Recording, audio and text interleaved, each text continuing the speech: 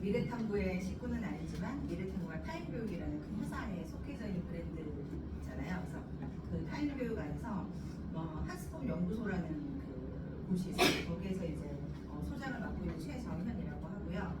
저는 그런 어떤 타이틀 이전에 저도 수년간 수학을 가르친 수학 강사 이기도 합니다. 그래서 어머니들 친숙하게 알고 계시는 그 소마 있잖아요. 그 소마에서 제가 제일 많이 했던 그게 소마 프리미어 아이들을 한 5년 동안 지도하는 일. 그러니까 초급 단계부터 해서 그 아이들 수상학까지 끝날 때까지 이제 그 아이들 쭉 이렇게 지도하는 일들을 많이 했기 때문에 그러다 보니까 자연스럽게 약간 저희 회사 내에서는 초등 관련 설명회나 간담회가 있을 때 제가 가장 많이 좀 진행을 하고 있습니다. 그래서 오늘 말씀을 드릴 거는 제가 앞에 제가 뭐 저희 회사에 학습법 연구소라는 곳에 있어요라고 말씀드렸잖아요. 그래서 오늘은 분당에 있는 프로그램 이런 거 말고 그냥 정말 순수하게 수학이랑 과학 학습 위주로 제가 설명을 드릴 건데, 제가 그 초반에 수학 학습에 대해서 학년별로 중요한 단원들 있잖아요. 그걸 좀 찍어드릴 거거든요. 근데 이거는 뭐 블로그에서 봤다 아니면 책에서 봤다가 아니라 제가 아까 앞서서 제가 수년간 아이들 지도했다고 말씀드렸잖아요. 그래서 순수하게 경험에서 우러나오는 그 실제 사례 위주로 이렇게 이런 아이들이 나중에 힘들어했다. 이 단원 잘 되면 나중에 공부 잘 하거나 실제 사례 위주로 말씀드려보려고 합니다.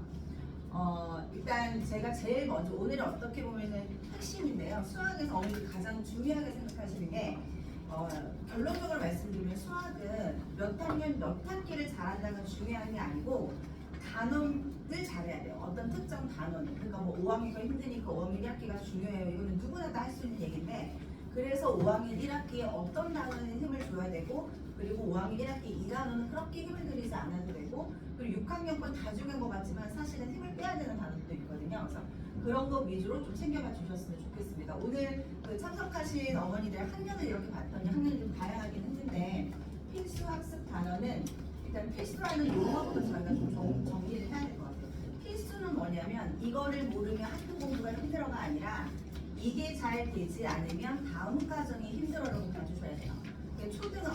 아이들이 기본적으로 선행은 다 되잖아요. 자연스럽게. 우리 아이가 너무 늦어서 이번부터 찐으로 현행을 해요. 예를 들어 5학년 학생인데 공부를 지금까지 전혀 안 했어요. 그래서 지금 진도가 5학년 1학기예요. 하더라도 공부를 시작하는 순간 반 학기 정도, 1년 정도는 자연스럽게 선행이 되거든요.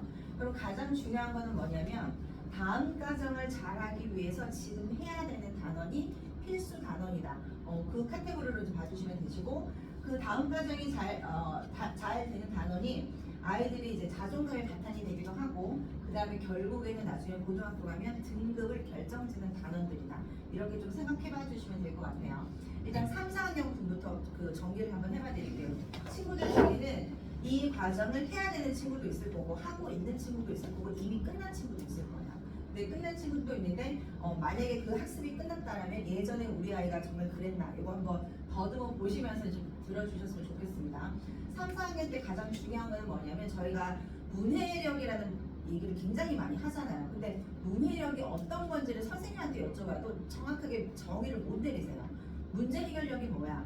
아니면 또는 문제 해결력을 기르려면 어떻게 해야 돼? 라고 이제 그 일선에 계시는 선생님한테 여쭤봐도 명확하게 답변을 못 내려요. 근데 제가 그냥 생각하는 3, 4학년 아이들에게서 문해력을 기르는 거는 문장제를 읽고, 그러니까 자기 스스로 읽고, 옆 사람이 읽어주지 않고 선생님이나 어머니들이 읽어주지 않고 자기 스스로 문제를 읽고 요점 정리해낼 수 있는 능력이 문해력이에요. 수학에서.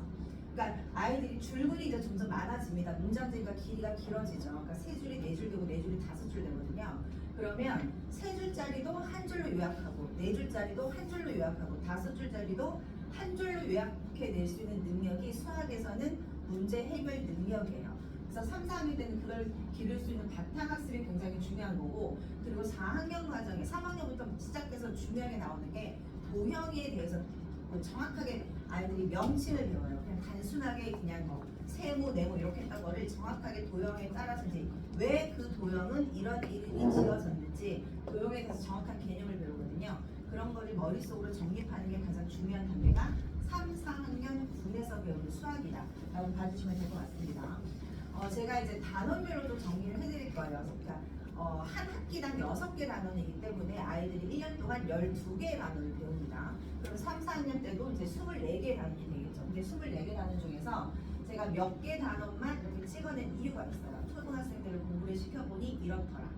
그거 위주로 이제 생각해 주시면 될 것 같고요. 제가 문제를 한번 예를 들어서 설명하는 게 제일 어머니들 와닿으실 수 있으니까, 제가 분수와 수수란 다각형이라는 단어는 무조건 개념이 중요하다라고 말씀드렸잖아요. 개념이라는 이유, 그러니까 여기서 개념이라는 거는 개념은 굉장히 모호해요. 개념이 모호해요. 어떤 게 개념인지. 그러니까 선생님들이 이제 수학 선생님들 설명하실 때 개념보다 짧은 개념과 무조건적인 훈련, 이렇게 이제 그게 수학 실력을 향상시킨다라고 말씀을 하시는 분도 있고, 개념을 이만큼 알려주면 개념을 잘 알려주면 아이들이 거기서 가지치기를 해서 다양한 문제를 풀 수 있다라고 말씀하시는 분도 계세요. 근데 이게 보는 시각이 다 다른데 그거는 아이들의 성향에 따라서 다릅니다. 정말로 달라요. 어떤 게 답이 없고요. 제가 개념에 대해서 좀 잘 받아들이는 친구는 이런 말씀드리면 좀 죄송하지만 제가 경험했을 때 타고난 약간 그 지능적인 요소가 바탕이 되는 친구들은 개념 위주의 학습이 유리한 건 맞더라고요. 그러니까 요 정도의 개념을 설명해주면 아 그렇구나 무슨 말인지 캐치했어 라고 한 다음에 1도 풀고 1-1도 풀고 1-2도 풀고 1-10까지 가는 거죠. 근데 대다수의 학생들은 중요한 개념 위주의 아 그래서 이걸 가지고 이런 문제는 이렇게 푸는구나가 훈련이 돼야 되는 게 다수의 학생들은 맞아요. 근데 여기에 나와 있는 두 단어는 무엇보다 개념이 중요한 건 맞습니다. 왜 그러냐면 여기 있는 문제를 보면은 아이들이 이 문제를 풀 때 이제 꼬맹이들이 풀잖아요. 아무래도 단계가 이제 3학년 2학기다 보니까 뭐 꼬맹이들이 풀 때 이 문제를 풀 때 어떻게 이제 아이들이 어떤 부분에서 브레이크가 딱 걸리냐면 이거 나 소마에서도 배웠는데 이런 거 나오면 선생님이 막대를 그리라고 했는데 까지 캐치가 되죠. 막대를 그려서 3분의 1이니까 세 도막 중에 한 칸 색칠하는 거야. 거기까지 캐치가 되죠. 그런데 그 뒤에 5분의 2가 나오는 순간 아이들의 문제가 갑자기 어렵다고 느껴요. 자 이거 3분의 1이라서 세 칸 중에 한 칸을 색칠했는데 남은 게 2칸이거든요. 5칸이 넘으면 너무 좋겠는데 2칸이 남은 거예요. 그러니까 이 2칸을 가지고 5분의 1을 그림을 그려서 해결을 못하는 친구들이 정말 다수예요. 근데 그거는 어디에서 파생이 되느냐면 얘들아 분수는 전체를 몇 등분 한 것 중에 몇 조각인지가 분수야. 너무 당연한 거죠. 근데 그리고 이제 그 여기 분자와 분모를 가로지르는 선이 있잖아요.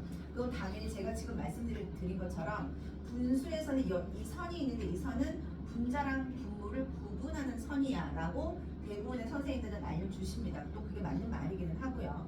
근데 유일하게 분수의 짝대기 이 막대는 어떤 걸 뜻하느냐면 나누기 기호가 변형된 거예요. 그러니까 생긴 모양이 나누기 기호예요. 이건 나누기 기호가 변형된 게 분수 모양이거든요.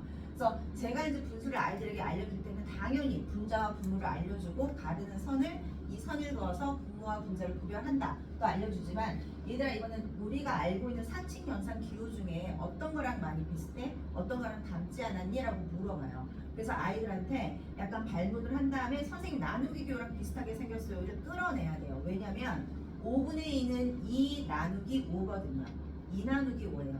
3분의 1은 1 나누기 3이고 2 나누기 5인데 1 나누기 3이 되지 않기 때문에 1 나누기 3은 아이들 그 수준에서 안 되잖아요. 1은 3으로 정확하게 나눠 떨어지지 않으니까 1 나누기 3이 표현이 안 되기 때문에 분수라는 게 나왔어. 이런 식으로 이제 초등학생들한테 알려주는데 2 나누기 5라고 아이들에게 알려주는 건 뭐냐면 이 두 도막을 5등분으로 어떻게 나눌지를 고민을 할 때 근데 출발점이 얘들아 2를 5로 나누지 못하기 때문에 우리는 이거 하나를 5개로 나눠야 한다. 그러니까 한 도막을 5개로 나누는 거죠. 한 도막을 각각 5개로 나눈 다음에 각각을 2개씩 칠하는 거야 라고 이제 아이들에게 알려줘야 되는 거죠. 그래서 제가 선생님들 할 때 이제 제가 이제 체육 면접을 보거나 강사를 이렇게 체육을 할 때도 선생님들 시간이라는 걸 봅니다. 그러니까 얼마나 그 강의를 잘 하는지. 보통 선생님들이 자기가 준비를 해가지고 오세요. 어떤 거를 이제 시간을 해야 될지 준비를 해가지고 오시는데 대부분 어려운 걸 해가지고 오세요. 어려운 그 심화 문제를 칠판에 쓰면서 막 시강을 하시는데 저는 그거를 다 듣고 나서 분수를 처음 배우는 초등학교 1학년이 있어요. 선생님이 초등학교 1학년인데 걔가 2년 정도 선행을 해요. 그래서 3학년에 분수를 처음 배우는데 분수를 가장 먼저 배우는 친구에게 분수를 설명해 보세요 라고 제가 시간 요청을 드릴 때가 있어요. 그래서 그냥 단순하게 제가 그냥 분수는 전체는 분모에 있고 그러니까 분모랑 분자가 뭔지도 모르는데 그런 식으로 이제 그 이론적인 설명을 하시는 분은 아이들에게 개념 강의가 부족하구나라고 저희가 판단을 하는 경우는 있습니다. 그 다음에 또 하나 이게 이제 다각형에 나오는 그 단원이에요. 다각형에 4학년 2학기 때 다각형이라는 단어를 배웁니다. 근데 다각형을 배우면 아이들이 이때부터 대각선이라는 걸 배워요. 근데 대각선은 여기에 이제 뜻이 표시가 되어 있죠. 평행사변의 대각선의 뜻은 성질은 어떻고 마른 거의 대각선의 성질은 어떻고 직사각형 대각선의 성질은 어떻고 이제 나오는데 여기에 있는 성질은 아이들이 공부를 하다 보면 똑같이 한 번 더 나와요. 언제냐면 중학교 2학년 때 똑같이 나와요. 뭐 갑자기 중학교 2학년 때 평행사변의 대각선의 성질이 바뀌었다 이러지 않거든요. 줄글이 기호로만 바뀌어지는 거예요. 그냥 A로 B로 생각나시죠? A로는 선분 A로는 선분 B로랑 똑같다. 그러니까 글이 기호로만 바뀌는 거지 기본적인 도형이 가지고 있는 성질이 갑자기 변하지 않거든요. 근데 이거를 제가 초등 선생님을 할 때 이제 그 세미나를 할 때는 아이들에게 이거 줄글을 먼저 읽게 하지 마시고 이게 예를 들어서 블라인드 처리가 됐다는 상태에서 얘들아 대각선을 우리가 한번 그려볼 거야. 지금 뭐 자리 꺼내라고 하든지 대각선을 한번 그려보자. 예를 들어서 뭐 마름모 같은 경우에는 대각선을 똑같이 이제 이등분이 되는데 수직으로 만나게 두 대각선을 그어봐. 그러니까 이렇게 뭐 아이들이 그리겠죠. 선생님의 그 요청에 따라서 자 그럼 대각선을 그리고 나서 바깥에 테두리를 그려봐. 어떤 모양이랑 비슷해? 마름모랑 비슷해요. 이런 식으로 아이들이 성질을 그림으로 먼저 그리고 이런 성질을 가지고 그림을 그렸더니 완성된 도형이 마름모구나 라고 배워야 되는 게 초등 단계예요. 마름모는 어떤 성질을 가지고 있고 뭐 직사각형 대각선 어떤 성질을 가지고 있고 정사각형의 대각선 어떤 성질을 가지고 있고는 시험용이에요. 시험용. 그래서 그거는 중학교 때 암기식으로 배워도 충분합니다. 그래서 초등 단계에서는 어떤 도형이든지 간에 성질에 맞게끔 먼저 도형을 그려보고 완성된 도형을 눈으로 확인하는 작업. 이게 개념 과정에서는 반드시 필요합니다. 그 다음에 제가 이제 알려드릴 내용이 어려운 문제까지 경험치를 늘려야 된다라는 단원이 원, 삼각형, 사각형 전부 다 도형 단원이죠. 근데 왜냐하면 여기 밑에 있는 도형이죠. 아래에 있는 이 도형은 중학교 때 이 도형이 그대로 나와요. 똑같은 각도를 물어봐요. 중학교 책에도 문제집을 보잖아요. 중학교 이제 1학년 2학기 뭐 이런 도형을 보면은 여기서 똑같이 기억력을 미음의 크기를 물어보는 게 무조건 나옵니다. 그러니까 이런 문제들이 다양하게 나와요. 문제집마다. 다른 점은 뭐냐면 여기에 수로 표시된 34, 34가 뭐 x 더하기 20이라든지 뭐 다른 걸로 표현될 뿐이겠죠. 근데 똑같은 것을 물어보기는 합니다. 근데 이 문제를 제가 어려운 문제까지 경험치를 늘려야 된다라고 3개 단어를 찍은 거는 뭐냐면 이런 문제는 나중에 도형의 근간이 되기 때문에 초등과정 때 어려운 문제까지 풀어본 경험치가 중등과정을 학습할 때 아이의 자존감 영역이랑 직결되는 부분이 있어요. 그래서 이거는 어려우니까 나중에 배울 거야. 나중에 천천히 해도 돼. 선행이니까 너가 어떻게 더 잘 알겠니? 나중에 천천히 이해라고 하지 마시고 이 단원 정도는 어려운 문제까지 경험치를 늘리는 게 중요하고요. 이 문제를 보신 김에 아이들이 이 문제를 오답률이 높거든요. 이런 문제가 이런 유형이 오답률이 높은데 이 문제 오답률이 높은 이유가 뭐인 것 같으세요? 이거는 그냥 막 어렵다 이거 아니에요. 제가 일부러 어려운 거 너무 어려운 거에서 어머니들이 이제 눈에 안 들어오시잖아요. 그래서 간단한 그림인데 오답률이 굉장히 높거든요. 이 오답률이 높은 이유는 문제를 안 읽어서 그래요. 저기 보면은 이 문제에서 가장 중요한 거는 그러니까 제가 항상 어머니들 간담회 할 때 어머니 숙제를 봐주실 때 우리 아이한테 경계할 단어가 있어요. 어머니 아이가 그 말을 하면 얘가 문제를 틀리게 풀었겠구나라고 생각하시고 한번 들여다보셔야 된다는 용어가 있거든요. 그게 딱 봐도예요. 이거 딱 봐도 몇 도야. 이거 딱 봐도 정삼각형이야. 이거 딱 봐도 이등변이야. 딱 봐도라고 얘기하는 순간 아이들 문제 안 읽은 거예요. 도형일수록 문제를 읽어야 되거든요. 이런 문제 아이들 많이 틀리는 건 이 조건을 안 읽어서 그래요. 그래서 도형일수록 아이들이 도형을 쉽다라고 생각하는 친구들 많잖아요. 자기는 연산은 너무 쉽고 도형은 쉬워. 그 친구는 그리기 싫어서 그런 거예요. 그림만 보면 대충 뭐를 물어보는지 알겠거든요. 근데 그런 습관이 오래 가면 중등 도형은 무조건 무너져요. 도형일수록 문제를 읽고 그림에 있는 거랑 문제에 있는 거랑 비교시키셔야 돼요. 그림에는 나와 있는데, 그러니까 문제에 있는데 그림이 없는 거를 찾던지 아니면 그림이랑 문제랑 비교해서 다른 게 분명히 있거든요. 문제에 있는 걸 무조건 그림에 다 표시를 해주지 않거든요. 그래서 그런 거를 반드시 문제를 읽고 그림이랑 비교를 한 다음에 다른 점을 그림에다 표시해. 이게 도형 문제를 푸는 출발점이에요. 그래서 그건 제가 추가로 하나 더 말씀을 드리는 거고 이거를 쭉 연결해서 만약에 읽으시면 얘도 밑에 있는 길이와 시간, 들이와 무게, 큰수, 평면도형의 이동도 전부 다 어려운 문제까지 경험치를 늘려야 되나 보다라고 오해하실 수가 있는데 이거는 심각한 거 아니에요. 이건 그냥 이런 단원을 공부했어라고 그 수준으로 넘어가셔도 된다예요. 이거는 크게 제가 아까 필수라는 그거의 핵심이 다음 과정이랑 연계된다는 말씀드렸잖아요. 들이와 무게를 모른다고 해서 들이와 무게 문제를 막 최상위를 못 풀어요. 하이레벨 이런 거를. 중등 수학하는 데 전혀 지장은 없습니다.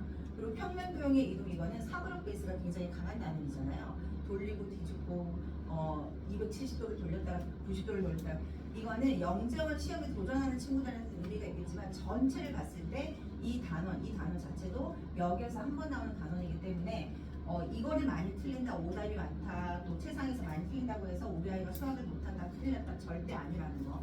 그냥 이거는 이런 단원이 이번 학기에 나왔다 정도 생각하셔도 충분한 단원입니다. 그리고 여기 있는 이 단원들은 미리 연습해서 가면 좋다라는 거는 이제 어떤 의미냐면 지금 학년이 몇 학년, 그러니까 아이들이 이제 주로 몇 학년인지는 뭐 저학년이 만약에 이제 친구들 중에 저학년이 있다라고 하면 단원들의 특징을 보면 전부 다 연산 단원이죠. 덧셈, 뺄셈, 곱셈, 나눗셈, 분수의 덧셈과 뺄셈, 연산인데 그 연산에 아이의 발목이 잡히면 안 돼요. 아이가 수학이 싫어지는 근본적인 원인은 연산을 많이 틀려서 그래요. 그러니까 제가 부모님들한테 항상 이제 부탁을 드리는 게 학원에서는 연산을 가르쳐 주는 곳이 학원은 아니에요. 학원에서 얘들아 곱셈은 이렇게 하는 거란다. 세 자리 곱하기 두 자리는 이렇게 하는 거야. 이거를 가르쳐 주는 곳은 학원이 아니에요라고 말씀드려요. 학원은 그걸 가지고 어떤 문제까지 풀 수 있는지를 알려주는 곳이에요. 그러니까 기본적인 그 연산이 조금 자기가 원활하게 풀 수 있는 상태에서 학원을 보내주셔야 수강료의 가치가 살아나는 거예요. 저는 그 말씀을 꼭 드려요. 그래서 그렇다고 해서 연산은 우리 아이가 뭐 예를 들어서 이제 4학년인데 연산이 중요하니까 뭐 6학년 연산까지 다 뜨고 이럴 때는 전혀 없고, 제가 항상 부탁을 드리는 거는 우리 아이 진도가 예를 들어서 5학년 1학기 진도를 지금 공부를 하고 있다. 5학년 1학기 진도를 하고 있고 7월달에 5학년 2학기를 들어갈 차례다. 진도 순서를 봤을 때 그러면 5학년 2학기 들어가기 전에 5학년 2학기에 나오는 연산 정도는 아이가 그냥 조금 무리 없이 할 수 있는 정도가 돼야 학습 효과가 훨씬 더 올라가요. 대부분 이제 그 아이들이 학원에서 선생님들이 전화를 어떤 상담을 많이 받으셨는지 모르겠는데, 이런 상담 혹시 받으셨다면 어머니 이 친구가 오늘 성취도가 부족해서 아니면 교재를 아직 마무리를 못해가지고 좀 나와서 보충을 해야 될 것 같아요. 이런 전화를 많이 받으신 경험이 있다라면 보충을 한다, 뭐 성취도가 부족하다에 초등과정을 공부할 때는 정말로 연산 때문에 그런 경우가 많이 있어요. 연산 때문에. 그래서 아이가 딴 친구들 다 풀고 나서 검사를 받는데 연산 속도가 느려지고 많이 틀려서 많이 고치다 보니 진도가 늦어지는 경우도 있고, 그 다음에 식을 잘 세워요. 식을 잘 세우는데 다 틀리는 거예요. 그게 다 틀려가지고 또 고친다고 시간이 걸려서 또 성취도가 낮아지고 점수가 낮아지고. 그래서 연산은 단순하게 학원 수업의 성취도를 올린다는 그 차원도 일단 중요하기는 한데 아이의 자존감 영역이랑 직결되는 거예요. 그래서 제가 연산은 한 학기 정도는 이 다음 단계에 뭐 6학년 때 소수 곱셈이 나온다, 소수 남셈이 나온다라고 하면 그거 간단하게 그거는 어떻게 하는지 방법을 알고 좀 정확하게 할 수 있는 상태로 그 학원 수업을 시키셔야 훨씬 더 학습 효과는 높아진다라는 말씀을 꼭 드릴게요. 그리고 밑에 있는 분수의 덧셈과 뺄셈, 이건 어떤 거냐면 그건 제가 이제 보여드리면서 어머니들한테 문제를 일부러 보여드리는데, 이건 샘플은 저희 이제 밑학원 자체비를 쓰거든요. 거기에서 다 가지고 온 건데, 이런 건 흔하게 이제 일반 문제집에도 다 있는 유형이긴 합니다. 근데 선생님들이 수업하실 때 그냥 얘들아 문제집 식 적어봐야지, 뭐 식 쓰고 나서 검사 받으세요 이렇게 하면 안 돼요. 특히 이런 문제는. 왜냐하면 이 위에 있는 문제에서 가장 중요한 세 글자가 있어요. 위에 있는 문제에서 이제 수업을 얘들아 이제 문제 한번 마음속에 읽어야지. 문제는 선생님이 읽어주면 안 돼요. 꼭 자기들이 읽어야 돼요. 무조건 문제는. 자, 읽고 나서 이 문제에서 가장 중요한 세 글자 찾은 사람. 이게 초등 수업을 할 때 핵심이에요. 이 문제에서 가장 중요한, 찾으셨죠? 가장 중요한 거는 겹쳐서예요. 겹쳐서가 있을 때랑 없을 때랑 문제를 접근하는 것이 자체가 달라지거든요. 그래서 이런 문제를 풀 때는 친구들이 어머니들 문장제를 잘해야 되는데, 서술형을 잘할 수 있는데, 그래서 제가 선생님들 이렇게 시간하거나 아니면 옆에서 이렇게 자꾸 좀 모니터링 할 때 있거든요. 이렇게 듣고 막 이러거든요, 제가. 그럴 때 선생님이 얘들아 문제 읽어봐, 문제 읽었어? 자, 식이 뭐야? 이거는 정말로 못할 얘기예요. 아이들이 문제 읽자마자 어떻게 식이 한 번에 나오겠어요. 그래서 이런 문제는 얘들아 이거는 가장 중요한 글자가 뭐야? 겹쳐서를 찾으면 식이 달라지니까. 자, 그러고 나서 이 상황을 그림으로 그려낼 수 있으면 가장 베스트예요. 끈들이 어떻게 연결되어 있구나, 뭐 모양도 여러 가지 있을 수 있잖아요. 그림으로 그릴 수 있는 걸 제가 말씀을 드리는 이유는 뭐냐면, 지금은 당연히 일렬로 연결이 돼 있겠죠, 끈들이. 근데 이게 학년이 높아지고 이게 방정식이나 다른 데로 바뀌잖아요. 원모양으로 그 끈을 하는 경우도 있어요. 원 모양으로 끈을 이제 연결시키는 경우가 있거든요. 끈을 일자로 연결시켰을 때랑 원 모양으로 연결했을 때랑 또 식이 또 달라서요. 겹치는 부분 때문에. 그래서 이런 거는 아이들한테 쉽다고, 그러니까 중요한 포인트를 찾아내는 거. 그 다음에 이거를 만약에 그림으로 그려내면 어떤 그림이 나올까, 이런 식으로 이제 하고 나서 그 다음에 식을 세우는 단계가 중요하다. 그래서 문장제로 꼭 익혀야 되는 게 분수의 덧셈과 뺄셈이에요. 그러니까 분수의 덧셈과 뺄셈은 단순하게 분수 덧셈 뺄셈을 잘한다가 아니라 문장을 보고 하나의 분수와 덧셈이 섞여져 있는 식으로 완성시켜낼 수 있는 능력, 여기까지가 가야 이 단어는 좀 마스터가 됐다고 보여드릴 수가 있고 말씀을 드릴 수가 있고, 그 다음에 이거는 흔히 저희가 이제 집합에서 많이 나오는 그 문장의 흐름이죠. 집합할 때 저희가 벤다이어그램 그려가지고 겹치는 거, 안 겹치는 거 이렇게 많이 그리잖아요. 근데 이런 거를 할 때 이제 아이들한테 또 질문을 하죠. 여기에서는 꼭 중요한 뭔가를 찾아야 돼.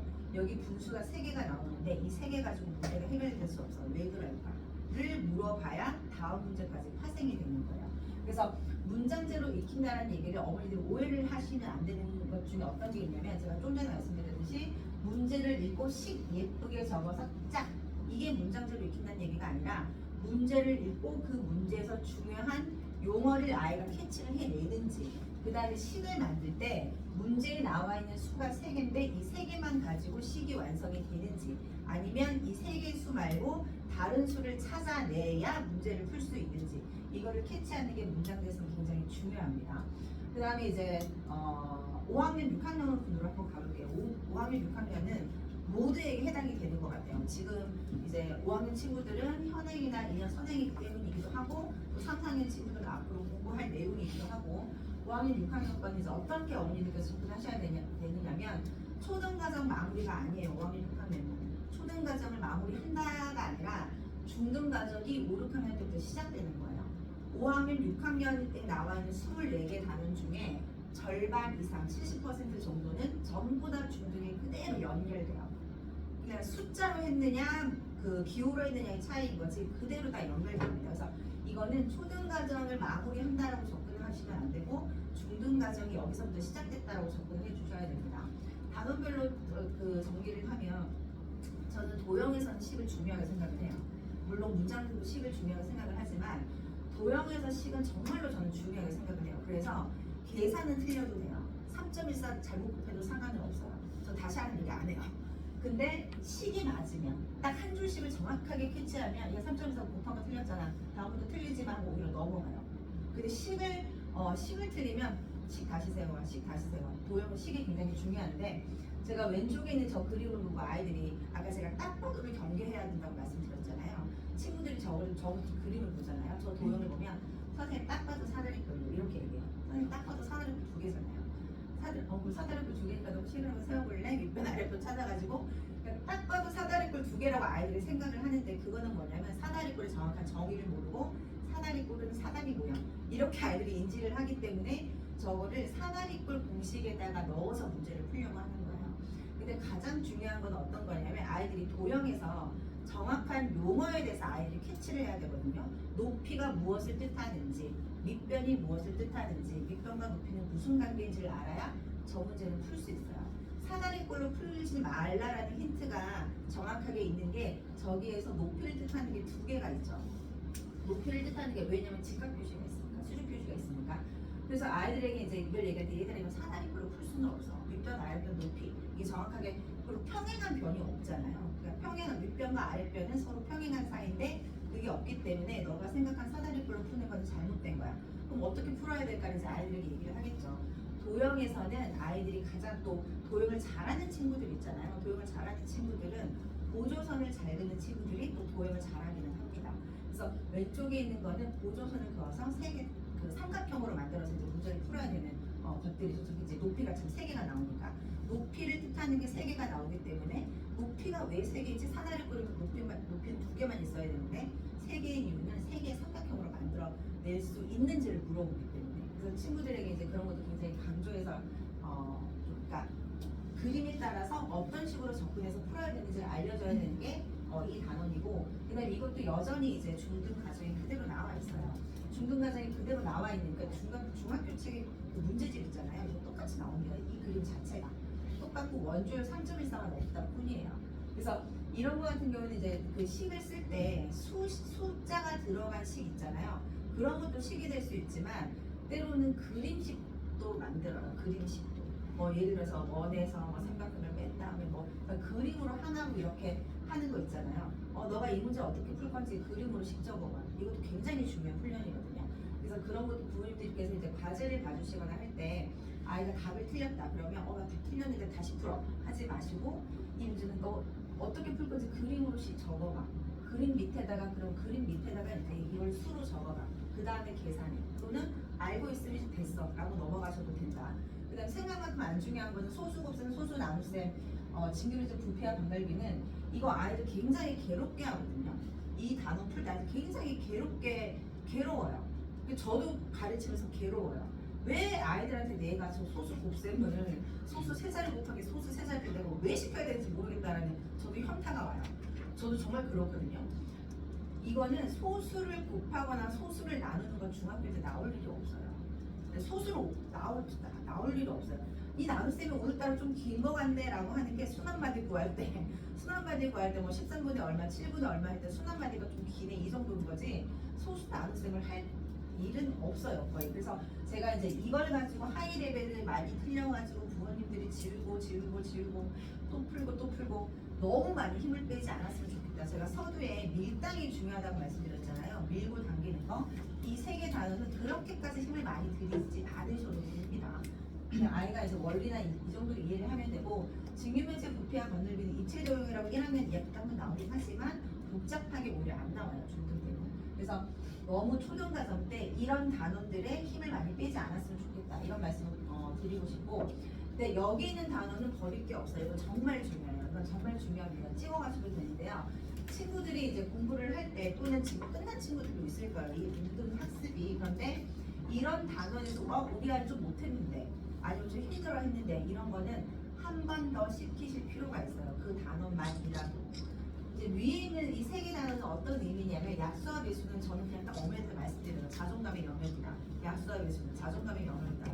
왜냐면 아이가 초등과정 끝나고 이제 중학교책 받아가지고 나 이제 또 중등 들어가는데 이렇게 이제 약간 뭐 이렇게 으쓱으쓱해서 중학교책 펼쳤을 때 뭐 거듭제곱 배우고 소인수분해 배우고 약수와 배수가 또 그대로 나오거든요. 최소공배수, 최대공배수 활용이. 근데 최대공배수, 최소공배수 활용에 나오는 문제적으로 빼곡하게 채우는 활용 문제들 있잖아요. 초등 최상이랑 비교하면 똑같아요. 그냥 똑같아요. 초등 최상인데 톱니바퀴 나오고 막 이런 거 나오잖아요. 뭐 증유면체를 가장 큰 증유면체를 만들고 막 그런 문제가 중등 문제집에 그대로 있어요. 근데 그때 아이들이 나 이거 못했는데 힘들었는데 하는 친구들은 중학교 공부 딱 그때부터 재미없답니다. 아이들 나 이거 못했는데 많이 틀렸는데 제가 정말 시켜보니까 딱 그렇더라고요. 그래서 약수와 배수는 소인수 분해가 왜 필요한지 나중에 아이들 깨닫게 되는 걸 하면서 그래서 약수와 배수할 때 그러니까 이제 중학교의 도입부를 아이들에게 얼만큼 자존감을 끌어올릴 수 있느냐 이런 거랑 직결되기 때문에도 중요하고 규칙과 대응은 함수의 기초죠. 말이 규칙과 대응이지 규칙을 찾아서 대응시키는 게 함수잖아요. 그러니까 함수의 원리를 처음 배우는 게 규칙과 대응이기 때문에 저거를 풀 때 저는 아이들의 약간 그거를 좀 봐요. 이 친구는 앞으로 이런 게 좀 느껴지기도 하거든요. 아이들이 대응관계 표가 있을 때 네모는 세모 곱하기 3 이런 거 정말 잘 쓰죠. 너무너무 잘하죠. 너무 쉽잖아요. 곱하기 3 곱하기 3 곱하기 3 곱하기 3. 근데 네모는 세모 곱하기 3 빼기 1 네모는 세모 곱하기 3 더하기 2 추가가 붙는 거 있잖아요. 그런 건 아이들 식을 완성을 잘 못해요.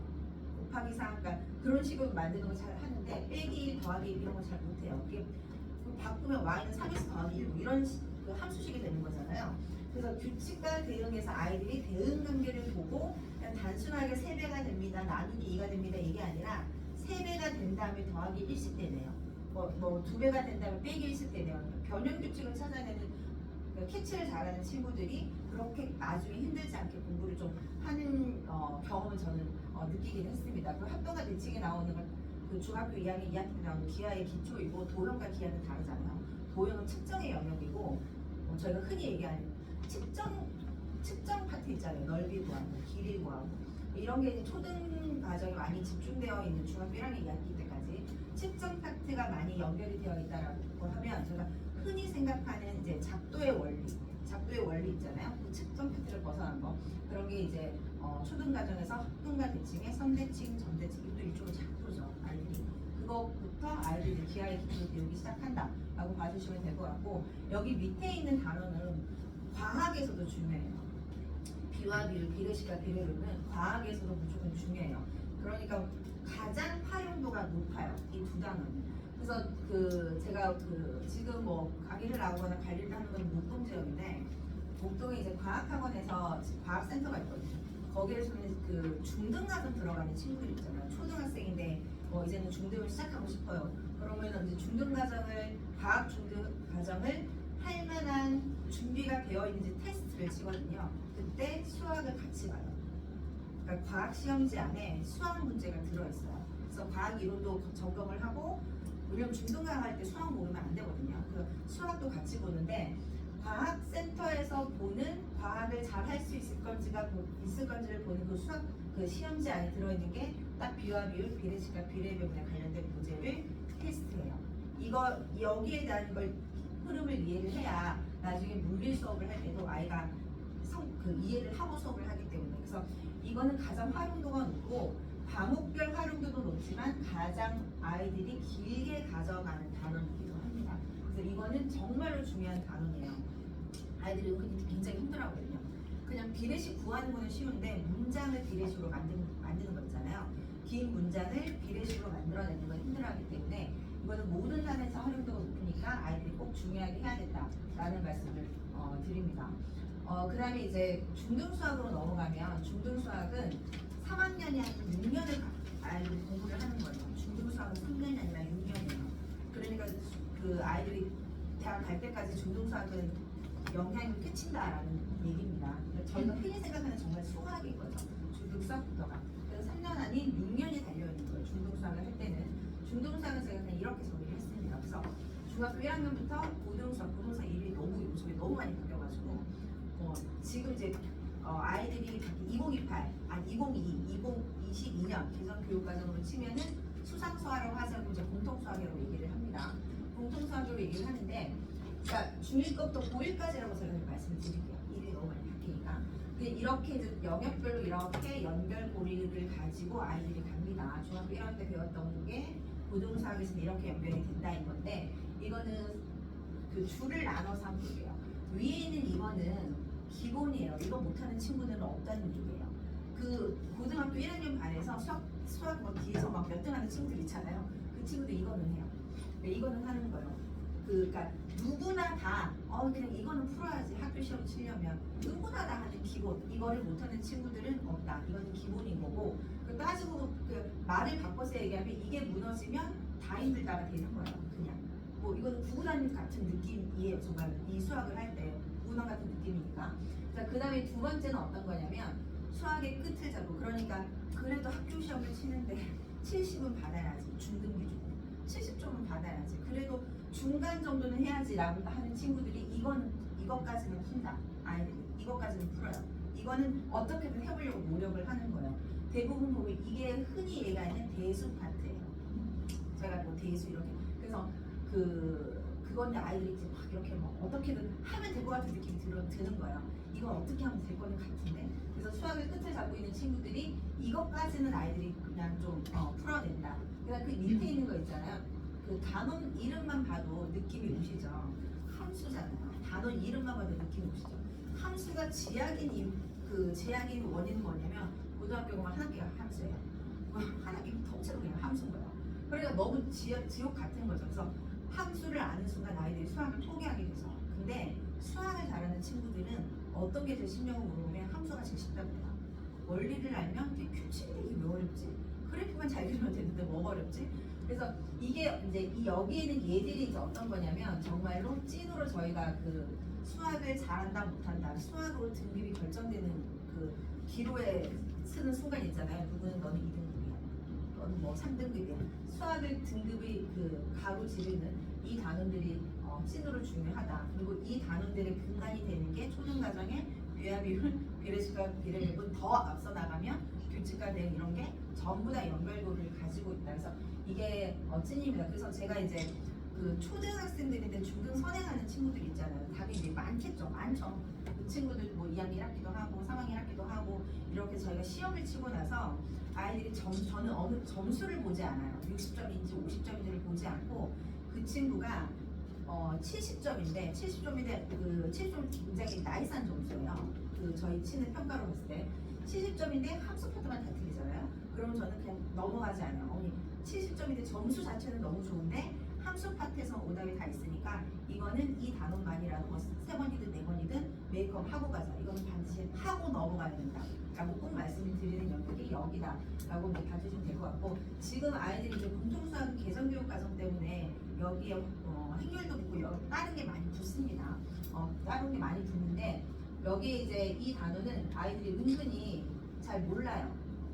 아는 사람만 알아요. 왜냐면 이거 하면서 아이들 수학을 포기했던 친구들이 많기 때문에 어떤 친구 제가 굉장히 난감했던 친구 선생님 저는 조합을 배웠나요? 이런 친구들이 있어요. 조합이 나온 조합 이전에 본인은 수학을 이렇게 멀리 했기 때문에 선생님 조합을 우리가 배웠었나요? 몇 학년 때 배웠죠? 이렇게 막 아이들이 얘기를 하거든요. 근데 이런 거는 정말로 아는 사람만 알고 예전에는 확통이 문과 수학이었잖아요. 문과들만 합통하는 거야. 약간 이런 게 있었는데 친구들 대학 간 그때 그 이전부터 학통도 수능 범위 안에 공통으로 다 들어가는 거죠. 누구나 다 해야 되는 거. 그러니까 이것도 이제 모든 아이들에게 중요한 영역이 된다. 이렇게 말씀을 드릴 수가 있을 것 같습니다. 지금 평가 얘기를 해볼 건데 교육고 나서 중요한 거는 시험을 잘 쳐야 되죠.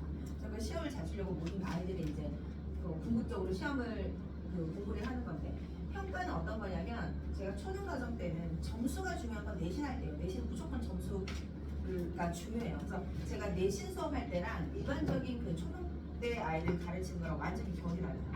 초등학생들한테 중학교 3학년 1학기 가르칠 때의 저의 그 강조점이랑 중학교 3학년들한테 3학년 1학기 내신 수업들은 완전히 달라요. 그 중등은 점수를 따기 위해서 아이들이 트레이닝을 시킬 필요가 있어요. 근데 초등 때는 아이들이 내신이라는 게 없기 때문에 중학교 3학년 1학기가 내신 시험 칠 일은 없잖아요. 그렇기 때문에 그 과정을 배우고 나서 우리 아이가 중3 거 선행을 했는데 중2 거 선행을 했는데 이게 구멍이 났고 이걸 이상하게 아이가 5개념으로 풀고 있구나 라는 거를 찾아내는 게 가장 중요해요. 초등 평가에서는.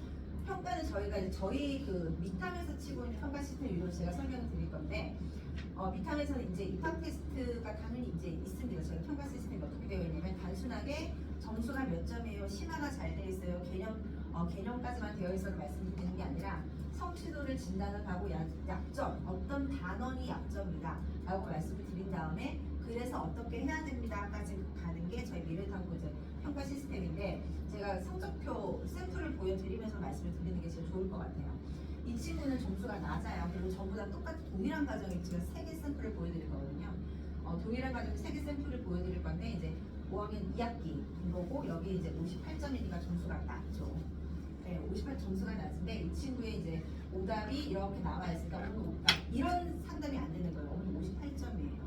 큰일 났어요. 어떻게 한 학기를 배웠는데 50점대가 나올 수 있어요. 이렇게 해서 이 친구는 가장 극악 처방이 어떤 거냐면 심화가 안 돼 있어요. 이 친구는 정말로 심화가 안 돼서 심화를 해야 될 거예요. 정말 심화 어려울 거예요. 이 친구가 심화가 안 돼서 어머니 최상위로 심화를 가질게요라고 하면 최상위 1부터 끝까지 너무 어려울 거예요. 이 친구 이제 약점 처방을 한 이 친구는 다른 친구들에 비해서요. 상대적으로 모든 아이들이 힘들어하는 거는 이제 당연히 있는데 이 친구는 수화 연산이라는 이제 측정 단원에서 되게 오답이 다른 단원보다 좀 많이 있기는 한데 여기에 지금 난이도를 보시면 ABCD라는 게 보여지죠. ABCD가 뭐냐면 저희 시험지가 5개의 난이도거든요. A가 가장 쉽고 그 다음에 E가 가장 어려워요. 그러니까 5단계 난이도로 되어 있는데 여기 옆에 보면 정답률이 보이시잖아요. 정답률이 보이시는데 여기에 정답률은 이제 어떤 거냐면 말 그대로 이거는 이 난이도는 어떤 거냐면 시험을 출제하신 분이 이거는 어려우니까 2로 해야지 이렇게 하신 게 아니에요. 굉장히 많은 데이터를 보고 만약에 시험을 출제하신 분이 쉽게 냈어요. 문제를 쉽게 냈는데 친구들이 많이 틀려요. 그럼 난이도가 높은 문제로 인식이 되는 거예요. 정말 정답률을 기반해서 나는 어렵다고 냈는데 아이들이 잘 풀었어. 그러면은 낮은 난이도 되는 거거든요. 그래서 이 친구는 측정에 있는 D는 그러니까 측정에 있는 오답 문제는 정답률이 50% 미만이니까 이걸 부족해요라고 얘기하면 안 돼요. 수화 연산은 정답률이 높은데 이 친구가 틀린 거거든요. 그러니까 이런 거를 찍어내서 다른 친구들에 비해서 이 부분이 부족합니다라고 설명을 드리고 진단을 받는 게 맞다라는 거죠. 학원의 평가라고 하는 거는. 그래서 틀린 단어는 약점이 아닐 수 있고 우선적으로 복습해야 되는 거.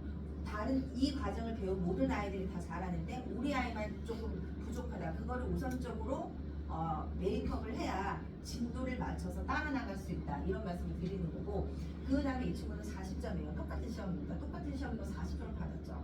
그러니까 제가 상담실하고 상담 때 가만히 이제 들어보면 좀 전에 있는 58점 친구랑 지금 오는 40점 친구랑 상당히 똑같아요.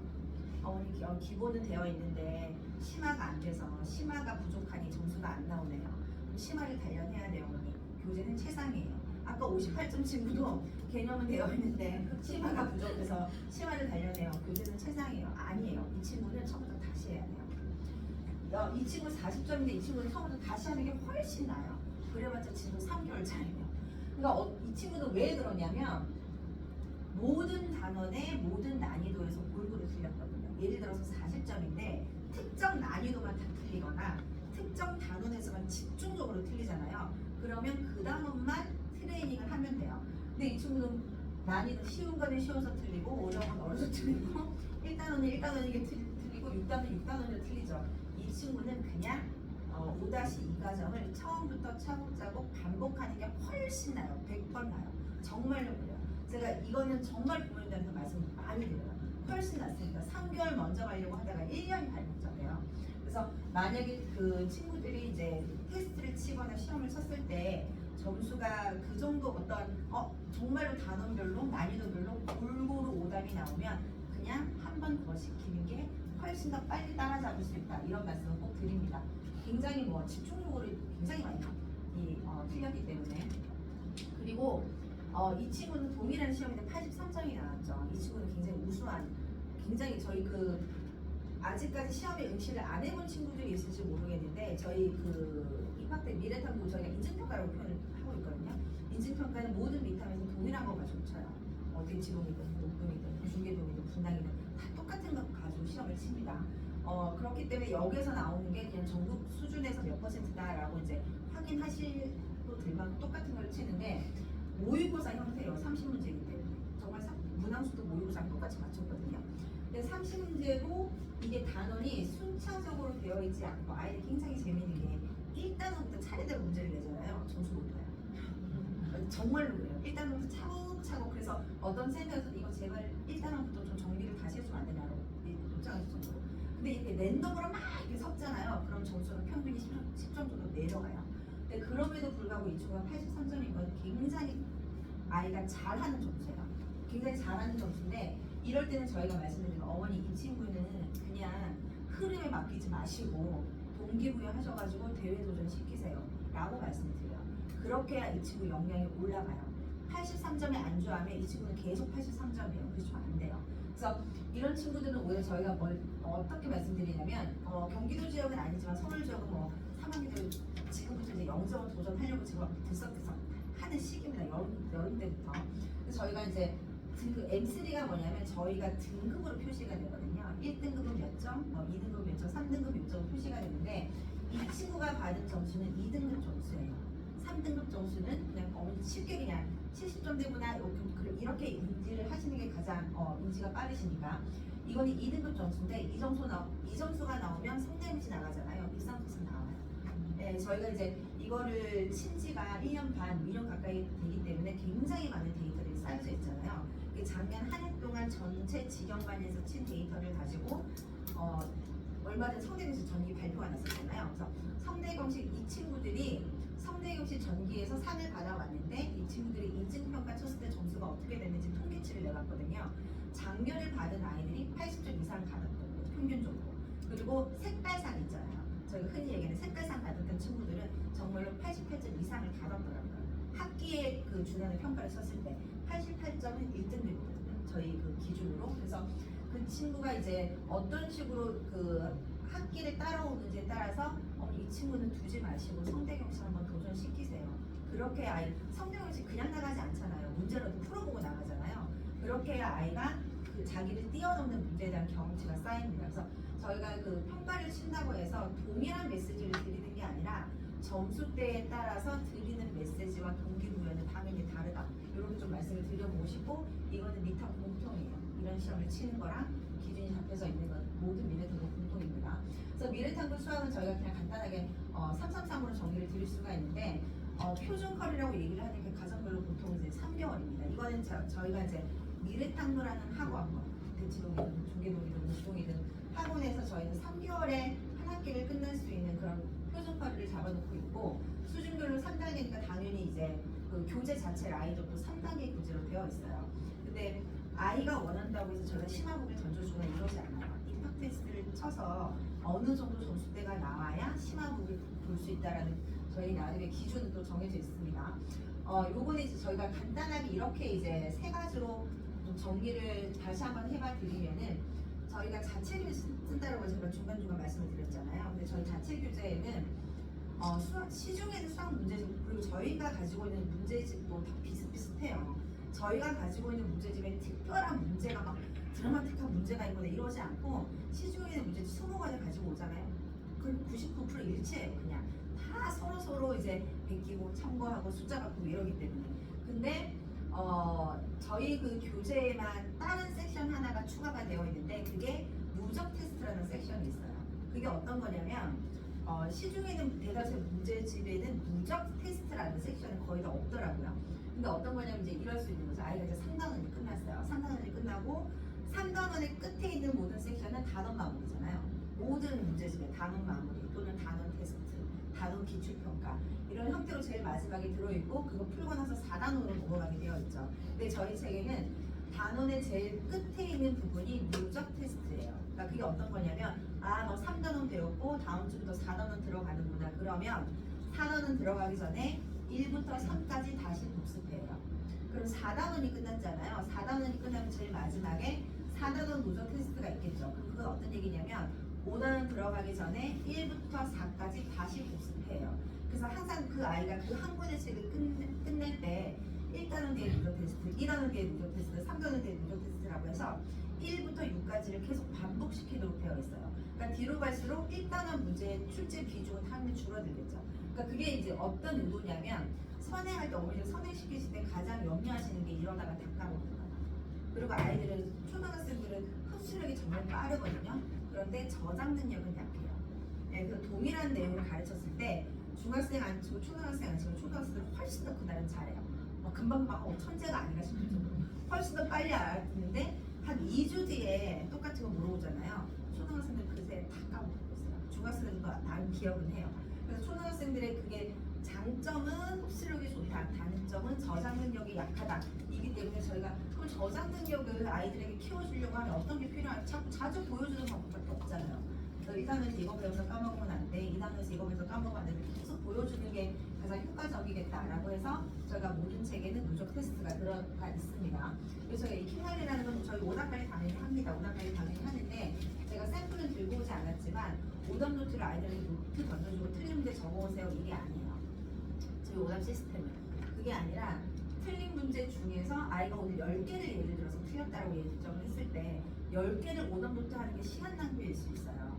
10개 중에 3개는 실수고 2개는 정말 안 중요한 문제고, 정말 그냥 수계산만 그냥 들이다시키는 문제였고, 5개는 정말 중요한 문제일 수 있잖아요. 그 친구는 5개의 오답만 하는 게 맞아요. 나머지는 시간 낭비이기 때문에. 그래서 너는 오늘 이것만 한 번 더 풀어와야 돼. 이 문제는 필수 문제니까 꼭 해야 돼. 그리고 이거는 너가 맞았지만 오늘이니까 맞은 거지, 다음에는 너 틀릴 수 있어. 왜냐면 풀이 방법이 틀렸으니까. 라는 결정은 선생님이 하셔야 돼요. 아이들한테 그냥 오늘 얘들아 틀린 거 그냥 오답 적어보세요 이렇게 하는 게 아니라, 그래서 저희는 그게 시스템으로 되어 있어서 틀린 문제를 선생님이 개별적으로 딱딱딱딱 찍어서 주도록 되어 있어요. 오늘 홍길동이라는 아이가 1번 다시 풀어야 되고 7번 다시 풀어야 되고 15번 다시 풀어야 된다 라고 1번, 7번, 15번 딱 찍으면 개별적으로 오답 노트가 완성이 돼서 나오는 시스템이 있거든요. 그것도 미래탐구 전체 공통으로 들어가는 시스템입니다. 그리고 아까 이제 인증평가는 제가 말씀드렸듯이 모든 칸에서 똑같은 시험으로 친다. 그래서 제가 항상 이제 타 지역의 말씀을 설명할 때 말씀을 드리는 거는, 분당에서 어떤 아이가 중학교 1학년 1학기를 시험을 쳤는데 1등급이 나왔어요. 그러면 분당에서 1등급을 한 게 아니라 그냥 대치동 가도 1등급인 거예요. 그거는. 대치동에 있는 어떤 친구가 시험을 1학년 1학기를 시험을 치는데 5등급을 받았다. 대치동이니까 시험이 어려워서 그랬겠지. 그 친구는 저기 부산 가도 그냥 5등급이었어요. 그래서 저희가 똑같은 시험지를 가지고 이 친구가 전국 수준에서 정말로 찐으로 전국 수준은 어느 정도 되는지를 분기별로 그러니까 한 학기 끝날 때마다 시험을 치니까 그렇게 해서 과정을 평가하고 있다라고 봐주시면 될 것 같습니다. 제가 과학은 좀 짧게 설명을 말씀드려볼게요. 왜냐면 수학만큼 과학도 중요하니까. 과학은 이 말씀 정말 많이 들으셨죠. 과학은 학과를 결정하는 거예요. 대학은 수학이 결정을 해요. 수학 잘하는 애들 좋은 대학 가거든요. 그러니까 수학 잘하는 아이, 그러니까 수학이 대학을 합니다. 근데 서울대 무슨 과를 가는지, 연세대 무슨 과를 가는지는 과학이 결정해요. 너는 과학에 어디까지, 무슨 영역을 어디까지 배웠니가 그거를 결정하는 거예요. 작년에 그런 일 바로 있었잖아요. 수능 만점자 때 서울대 의대 못 가고. 왜냐면 그 친구는 서울대 의대에서 요구하는 그거 화생을 안 들었거든요. 그 친구는 지구과학이나 이런 거 있잖아요. 그러니까 대한민국에서 1등을 했는데 과학을 잘못 선택해서 그 친구는 서울대 의대를 못 간 거죠. 그만큼 이제 과학은 학과를 결정하는 거다. 그래서 목표를 정해놓고 내가 의대 라인을 탈 것이다. 아니면 영가 라인, 영재교를 먼저 갈 거다. 과고를 먼저 갈 거다. 아니면 나는 대학부에서 영재오는 무조건 들어갈 거다. 그렇게 했을 때 목표가 정해졌을 때 같이 따라붙어야 되는 거는 무조건 과학이에요. 그리고 과학이랑 수학의 진도는 1년 정도 최소한 1년 정도 차이는 나야 돼요. 이게 무슨 얘기냐면 수학이 1년은 빨라야 돼요. 최소한. 네, 똑같으면 힘들어요. 똑같이 이제 수학도 중학교 1학년 1학기고 과학도 중학교 1학년 1학기잖아요. 그럼 과학이 중학교 1학년 과학이 굉장히 힘들어요. 그렇기 때문에 수학이 1년 정도 선행이 되고 과학이 1년 진도를 따라붙는 형태로 가야 가장 무난하게 아이들이 이제 밸런스가 맞춰서 학습이 될 수 있습니다. 지금 이제 초등학생이 어렵다고 느끼는 과목을 이렇게 이제 조사를 아이들한테 이제 한 게 있어요. 이렇게 했더니 절반은 무조건 수학이 제일 어렵죠. 그러니까 어렵다가 아니라 하기 싫다였겠죠. 하기 싫은 과목이겠죠. 수학이라고 했고 여기 보면 과학은 5%밖에 안 되죠. 수학이 10분의 1밖에 안 되는 거죠. 아이들이 이제 과학을 계속 제일 좋다, 전혀 어렵지 않고 너무 재밌다 이렇게 응답을 했습니다. 그리고 이제 아이스크림 홈런이라는 그 학습 사이트에서도 조사를 했더니 아이들이 너는 어떤 과목이 제일 좋니? 라고 물었더니 과학이 이제 절반이 과학이 제일 좋아요 라고 대답을 한 거죠. 뭐 체육 이런 걸 믿게요. 저 과학은 너무 재밌어요 라고 하는 거죠. 학교에서 과학 수업 굉장히 재밌게 하잖아요. 동영상 보여주고 실험 기자재 요즘 시설도 너무 좋죠. 너무 좋아요, 너무 좋아요, 너무 좋아요. 이제 아이들이 무조건 과학이 재밌어요 라고 갔습니다. 이랬는데 여기 이제 기사를 하나 가지고 왔는데 중학교 3학년 학생 중에 10명 중에 1명은 과학 수업을 알아듣지 못한다가 아니라 20%도 이해하지 못한다요. 오늘 수업이 60분짜리면 60분 중에 그냥 뭐 한 20분, 15분 정도만 알아듣고 나머지는 그냥 한 상태로 있었다는 얘기예요. 과학이 굉장히 어렵다는 얘기를 많이 한 거죠. 기초학년 미달 아이들도 과학이 제일 많고 여기에서 이제 보시면 여기에서 중학교 3학년 아이들이 기초학년 미달 아이들 있잖아요. 그러니까 성취도가 떨어지는 과목이 어떤 건지 조사를 했을 때 수학이 아니고 과학인 거예요. 수학은 11.1%고 과학은 11.7%니까 과학에서 성취도가 떨어지는 친구들이 훨씬 많은 거죠. 그리고 과학은 그러니까 전교 등수권 있잖아요. 전교 등수권 안에 드는 아이들 1등부터 10등까지를 하면 수학은 차이가 거의 없어요. 100점 받거나 실수를 하나 틀려요. 전교 1등부터 10등까지 아이들의 점수를 이렇게 보면 고등학교 때도 마찬가지입니다. 근데 1등부터 10등까지 누구는 10등하고 누구는 1등하고 누구는 5등 할 수 있잖아요. 그때는 다른 과목이 좌우해요. 고등학교는 국어가 좌우를 할 거고 중학교 때는 과학에서 차이가 나는 경우가 많이 있습니다. 그래서 저희가 이제 과학이 언제부터 그럼 이렇게 시그널로 너 이제 앞으로 과학이 어려울 거야 라고 얘기를 했느냐면 초등학교 4학년 과학부터는 도표랑 그림을 많이 나옵니다. 그러니까 아이들이 그러니까 표를 읽고 그림을 이 그림에서 어떤 결과가 이런 실험을 해서 어떤 결과가 나올지를 유추하는 것은 굉장히 중요한 발견이거든요. 과학에서 이때부터 슬슬 어려워지는 이제 시그널이 오는 거죠. 초등학교 5학년 때부터는 과학 책에 나오는 용어 자체가 굉장히 어려운 게 나와요. 여기 지금 제가 샘플로 쓴 용어 있죠. 이게 초등학교 책에 나오는 거예요. 애들이 이걸 알아야 돼요. 이게 어떤 건지. 전부 다 한자어잖아요. 그러니까 증산자, 발학적, 생산자, 소비자, 분해자 이게 생산 소비 저희가 흔히 알고 있는 생산 소비가 아니잖아요. 그러니까 이런 어려운 단어를 아이들이 초등학교 5학년 때부터 배우기 시작하는 거죠. 그리고 읽고 본 것이 부족했다는 건 뭐냐면 과학은 배경 지식이 당연히 붙습니다. 그러니까 책을 읽었던 경험, 그다음에 예전에 배웠던 경험, 또는 실험을 해본 경험, 이게 중학교 때 여실히 나타나요. 중학교 때 뭐 관찰 보고서를 쓰거나 뭐 탐구 보고서를 쓰거나 수행 평가를 하거나 나는 이런 실험을 해본 적이 없는데 그런 친구들이 실험 설계를 못 해내니까 그래서 반드시 이제 이게 결국에는 성취도랑 직결이 된다는 말씀을 드리고 싶고 그다음에 아이들이 실험만 좋아하면 안 돼요. 대부분 아까 앞에서 초등학생들이 절반이 과학 좋다 과학 좋다 이렇게 얘기했잖아요. 그 친구들은 실험이 재밌는 거예요. 과학이 재밌는 게 아니라 이런 거는 재미없죠. 이런 건 재미없었을 거예요 분명히. 근데 실험이 재밌는 거예요. 근데 제가 항상 이제 부모님들한테 실험에 대한 경험은 굉장히 중요한데 실험만 좋아하면 안 돼요. 실험만 좋아하면 아이들 흥미도가 급격하게 반감되는 경우가 있어요. 중등 과학을 할 때. 그래서 의미가 없는 실험은 어느 순간 손을 떼셔야 돼요. 그러니까 실험을 위한 실험 있잖아요. 생활과학 이런 거. 전혀 교과 연계성이 없고 단순하게 재밌어 신기해 이런 거는 어느 순간 학년이 되면 이제 4, 5, 6학년이 되면은 그거보다는 교과 연계 실험을 잘 해내고 그 실험에서 나오는 어떤 결과가 있는지를 아이들이 작성을 해낼 수 있어야 의미 있는 실험이 됩니다. 그래서 5학년 때부터는 그게 굉장히 중요하고 수학이 싫으면 물리가 싫어요. 그래프가 엄청 많이 나오잖아요. 물리에. 그러니까 암기하는 게 싫으면 생명과학 당연히 싫고 국어를 모르면 한자어가 약하니까 화학도 어려워요. 화학은 거의 다 이제 한자어가 나오니까. 그래서 모든 과목이 총체적으로 어떤 그 자기들이 배웠던 게 한 곳에서 만나는 거 있잖아요. 자기들이 예전에 배웠던 게 한 곳에서 만나네. 이게 과학입니다. 따지고 보면 한 곳에서 쫙 이렇게 만나는 거죠. 이게 과학이고 과학이라는 말씀을 좀 드리고 싶고 그 어머니들 뭐 설명회 이런 거 많이 다니시면 이제 뭐 과학이 바뀌어서 통합과학이 생기고 어쩌고 이런 말씀 많이 드렸죠. 그러니까 어떤 거냐면 여기에는 이게 예전에는 그 수능 범위에 들어가지 않았었는데 수능 칠 때 아이들이 통합과학만 치는 거예요.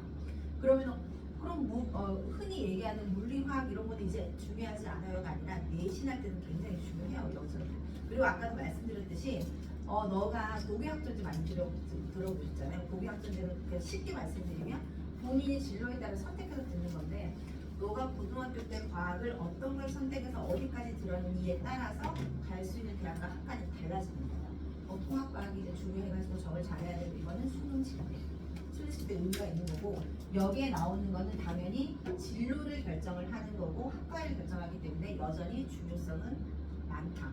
수능에서 빠졌다고 해가지고 어디 오해하셔가지고 이제 과학은 중요성이 떨어져서 절대 아니다. 여전히 중요성은 남아있다. 그리고 예전에 물, 원, 화, 원 저희도 다 그렇게 배웠었잖아요. 네, 그런 것들이 이렇게 두 개로 나눠졌다고 봐주시면 됩니다. 근데 이게 과목의 이름이에요. 물원, 화원 이렇게 하지 않고 이렇게 물은 이렇게 쪼개고 뭐 화학도 두 개로 쪼개고 생명과학도 두 개로 쪼개고 이렇게 다른 별로 8개로 쪼개졌다. 이 정도만 좀 간단하게 말씀을 드릴 수가 있습니다.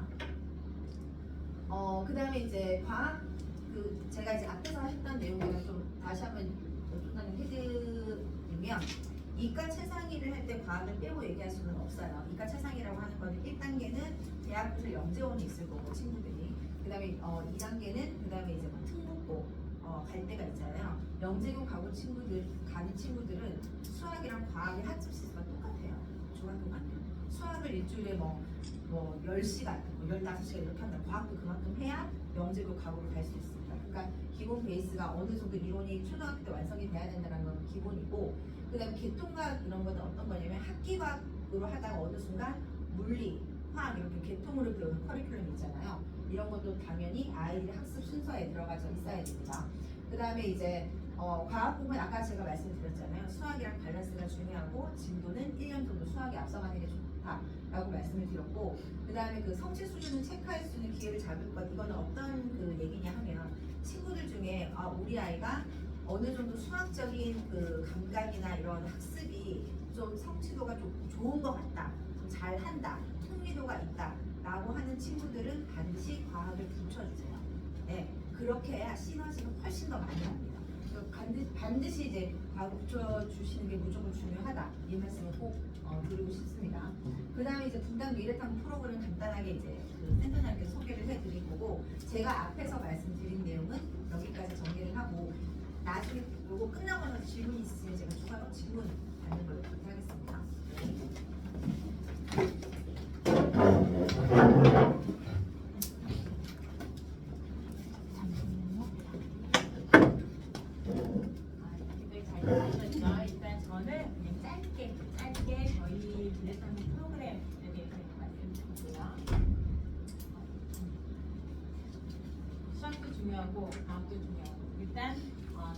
저희 수학반을 지금 다 드렸던 거기에도 있겠지만 수학 맞춤반이라서 지금 개별 진도반으로 이루어져 있어요. 초등은요.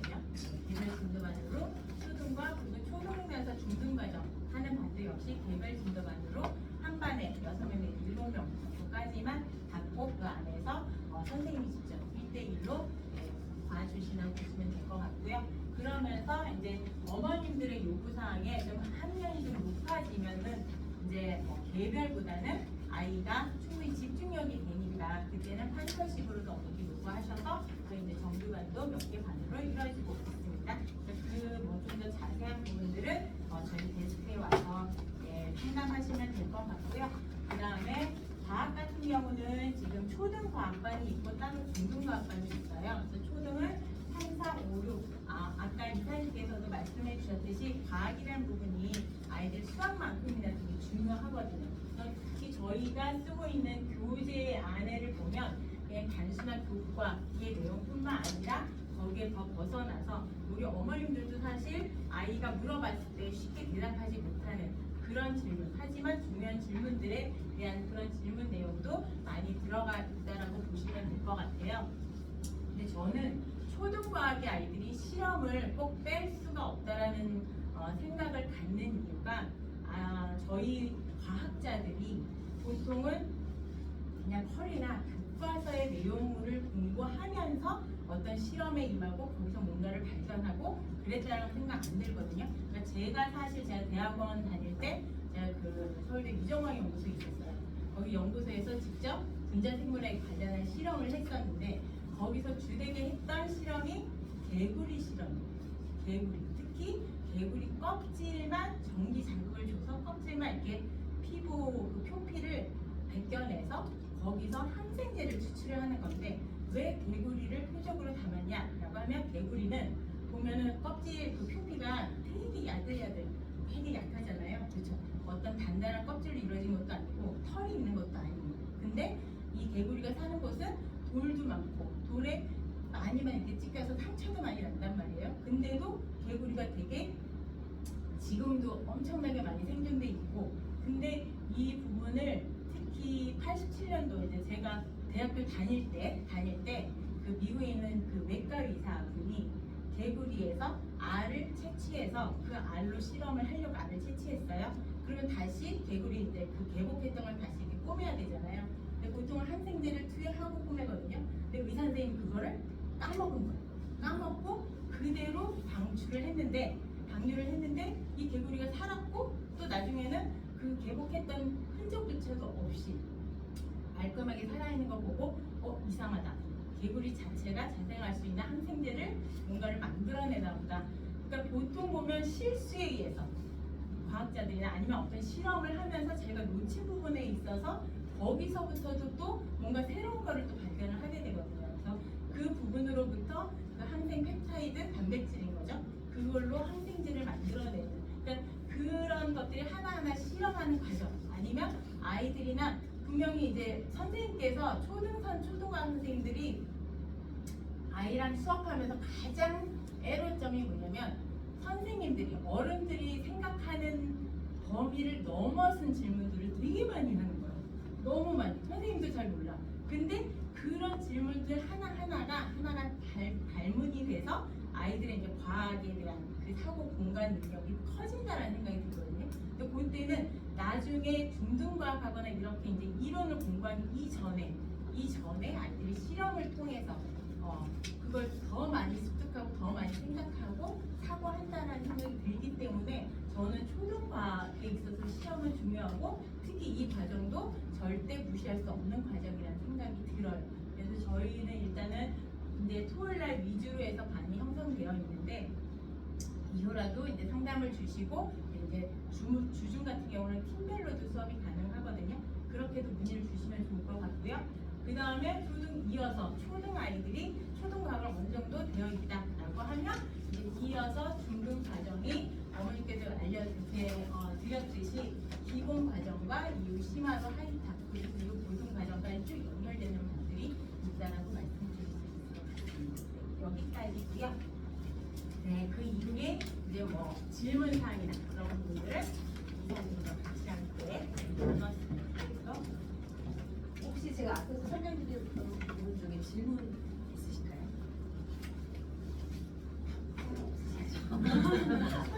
그럼 일단 질문 없으시면 오늘은 설명에 대해서 한번 해보도록 하겠습니다. 감사합니다.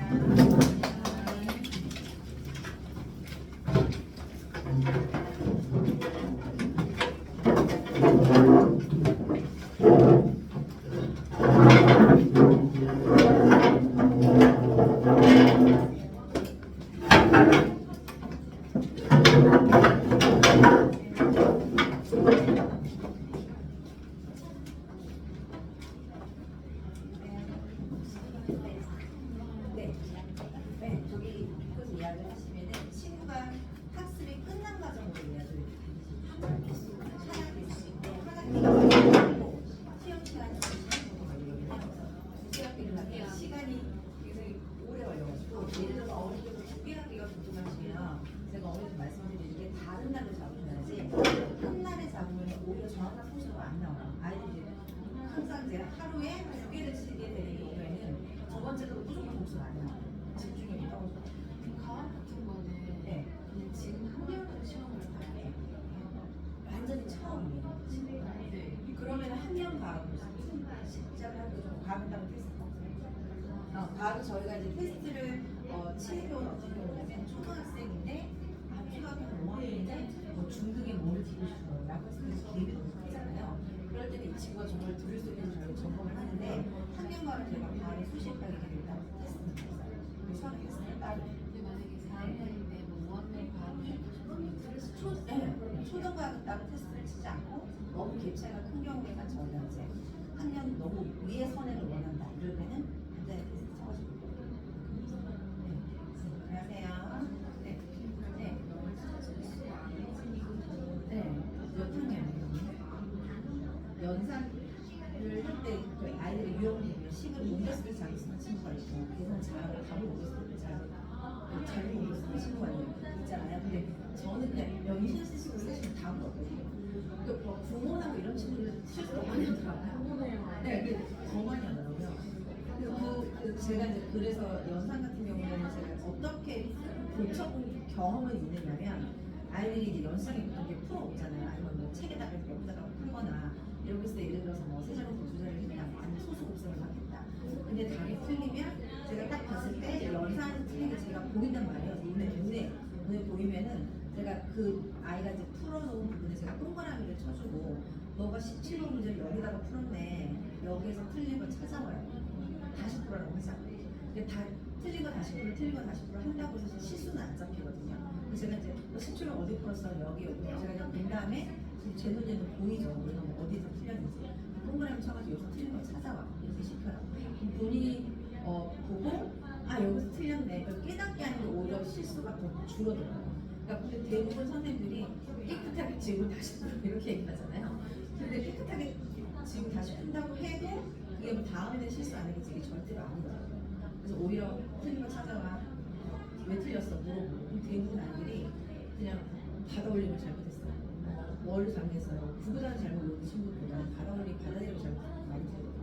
그러니까 만약에 숫자를 잘못했어요. 뭐 영문을 6으로 봤어요. 그러니까 본인이 내가 뭐 때문에 실수했는지를 아는 게 중요하지 틀리는 걸 지우고 다시 푼다고 해서 고쳐지지 않더라고요. 그래서 제가 그렇게 그냥 좀 했을 때 조금 잡히기는 했어요. 그랬더니 애가 풀다가 나 숫자 잘못 틀린 적 있어 이런 거 그래서 한 번 더 이렇게 강사 받기 전에 한 번 더 이렇게 살펴본다고 하는데 그래서 저는 일부러 아이한테 틀린 거 고쳐오라고 할 때 일부러 빨간색 볼펜 주거든요. 네, 여기서 틀린 부분에 빨간색 동그라미 치고 이렇게 네, 그렇게 해서 뭐 다시 붙이게 하고 이렇게 했을 때 좀 잡히게 했었어요. 지금 수학 진도가 나가니까 네. 공부 진도가 좀 비슷한데 네. 좀 뒤처질 것 같아요. 그런 거 있어요. 그러면 그냥 안 하시면 그리고 이제 구몬 제가 이제 학습지 아까 한학기도 연산을 말씀드렸잖아요. 근데 학습지에 가장 큰 편한 건 어떤 거냐면 아직 밀려서 하지 않아요. 학습지 밀려서 하는 친구들이 진짜 많아요. 선생님 오시기 전에 다 끝내야 되거든요. 그래서 저는 연산은 그냥 10분도 괜찮고 5분도 괜찮고 20분도 괜찮으니까 그냥 하루에 한 장씩 주세요. 그러니까 근데 그거를 안 하면 안 돼요. 네. 뭐 자기 전에 아니면 학교 갔다 와서 학원 가기 전에 그냥 하루에 한 장씩 하루에 뭐 2페이지씩 이렇게 꾸준히 하는 게 제일 좋지. 학습지는 밀려서 한꺼번에 하잖아요. 그 친구들 무조건 실수해요. 급하게 풀어서 무조건 그 미션을 끝내야 되거든요. 그래서 그냥 약간 그 루틴하게 하루에 뭐 수업이 양치한다 이런 느낌으로 그냥 매번 매일 뭐 언제 뭐 언제부터 10분 동안 한 페이지만 풀어, 2페이지만 풀어, 그리고 미션을 줘야죠. 그러니까 그 분량을 작게 주시면 이거는 하나만 틀려야 돼, 이거는 다 맞아야 돼. 미션을 정확하게 주셔야 돼요. 그러니까 분량을 오히려 줄여주시고 하루에 딱 이거 한 페이지만 풀자. 또 시중에 문제, 연산 문제 되게 많잖아요. 그 중에서 이제 한 장만 푸는데 집중해서 풀고 다 맞아야 돼. 뭐 이런 식으로. 예, 그래서 과도한 양을 주는 친구들은 실수를 많이 해요. 막 이렇게 푸는 거면 습관이 되는 거죠. 네, 네, 네. 안녕하세요. 네, 네, 네, 네. 네, 네. 네. 프레셔를 주기 싫어서 안 보는 상황이었는데 네. 이번에 그냥 11월에 중등으로 네. 그때 제 수업이지만 항상 무슨 대로 나왔어요? 아예 안 쳤어요? 그 일단 초등 과정이 제대로 되어 있는지 점검을 한번 해보셔야 될 것 같고 지금 학원에 안 보낸다고 하셨죠? CMS 사업부는 CMS Y로 하고 있고 네, CMS를 계속 접근하다가 네. 좀 빨리 빼서 황소 준비를 한 3개월 하려고 있을까 Y로 되려고 했는데 네. 최선이까지 열심히 조금 풀라고 했는데 솔직히 좀 풀긴 풀어요. 그러니까 이거를 다시 넘어가는 게 나을지 아니면 그냥 이런 상태로 그냥 입에서 쭉 가는 게 나을지. 제가 이제 아까 제가 평가지 보여드렸잖아요. 근데 제가 그거 대체해서 프로모션을 한번 했었을 때 제일 많이 치러온 학원이 한국에 아이들이었어요. 근데 저희가 이제 8월 한 달 동안 성취도 진단이 있습니다 해서 프로모션 돌렸었는데 80만 정도 쳤었거든요. 사실 제가 이제 개별 상담을 80만 다 했었는데 거기에 정말 거짓말을 내서 50명 혼돈하는 친구들이었어요. 근데 제가 어떻게 좀 약간 잡아내느냐면 어떤 과정을 쳤을 때 제일 잘하는 탑 점수 있죠. 뭐 얘는 뭐야? 이런 혼자는 친구가 많거든요. 그런데 얘는 이거를 왜 이렇게 풀었지라는 아이가 있어요. 그러니까 전혀 문제는 예를 들어서 문제는 1단원에서 나왔는데 그러니까 뭐 예를 들어서 뭐 중학교 1학년 3단원 문제를 갑자기 중3에 있는 어떤 거를 끌어다가 풀다거나 완전 미스매치 돼가지고 푸는 친구들이었어요. 그러니까 그거는 맞는 아이들과 맞지 않는 아이들이 분명히 있는 게 왜 그러냐면 그런 게 왜 그러냐면 풀이 과정을 중요하게 생각하는 레벨이 있고 그다음 특정 레벨은 그냥 미션 수업에서는 답 맞을 때까지 다시 풀어와 이러니까 아이들이 5개념으로 문제를 푸는 친구들이 있어요. 과정이 더 중요한 네, 그러니까 5개념으로 그냥 어떻게든 미션을 그러니까 답을 이거 한번 적어볼까? 틀리잖아요. 그러면 이게 아니네. 풀어가지고 이거 한번 적어볼까? 틀리잖아요. 그럼 또 막 이렇게 해가지고 이제는 이걸 한번 적어볼까? 그래서 맞으면 근데 맞네 하고 넘어가는 친구들이 많아요. 그러다 보니까 5개념이 잡혀있는 친구들이 의외로 많아요. 그래서 정말 그 상위권 아이들이 경시 레벨, 신화 레벨 상위권 아이들이 당연히 포진되어 있어서 거기에서 성적이 잘 나오는 친구들이 분명히 있다. 근데 거기에 이제 막 실력 있고 1품 레벨도 있고 평소에 4개를 초등과정에서만 말씀을 드리면 그렇게 했을 때 1품 실력 레벨의 이 친구들은 5개념이 잡혀가지고 왜 이 문제를 이 친구는 전혀 상관없이 이걸로 끌어다가 문제를 풀었지? 이런 친구들이 의외로 많아요. 그래서 어머니께서 지금 이제 그 친구가 거기에서 도전할 만한 그러니까 거기에서 도전은 누구나 할 수 있죠. 중요한 건 거기 가서 잘해야 되잖아요. 그래서 거기에 맞는지를 한번 조금 점검을 해봐야 되겠다라고 하면은 시험에 이걸 한번 쳐보세요. 아까 그 30만 원짜리 있잖아요. 점수대가 진짜 다양한데 예를 들어서 6학년 1학기를 봤을 때 6학년 1학기에서 저희가 80점 넘으면 굉장히 좋은 점수거든요. 그런 점수를 받은 친구도 있는데 40몇 점도 있어요. 그러니까 점수를 아예 굉장히 생각보다 어머니께서 생각하시는 것보다 당연히 여기 위에 이렇게 모여 있어야 되잖아요. 근데 이렇게 굉장히 레인지가 넓어요. 진짜. 근데 거기에서 제가 이제 그냥 오늘에서 그냥 뭐 말씀을 드렸던 게 그 위에 심화 경시 레벨에 있는 친구들은 최소한 78점 이상은 나왔었다. 예, 그러니까 그 시기면 80점 이상 나왔었다. 이렇게 말씀을 좀 드리고 그 밑에 친구들은 40몇 점도 있고 60몇 점도 있고 또 밑에도 80몇 점도 있고 정말로 그냥 정확하게 몇 점 내구나라고 예측하지 못할 때 점수들이 되게 많기는 했었어요. 그러니까 그 수업 따라가려고 막 의미 없이 선행한 친구도 있으니까. 네. 만약에 선택권이 하고 CMS 영재관도 교과가 네네. 중학교 선택을 할 수 있다면 네. 어느 쪽이 그건 친구한테 맞는 거예요. 그거는 제가 어떤 거라고 쉽게 말씀을 못 드려요.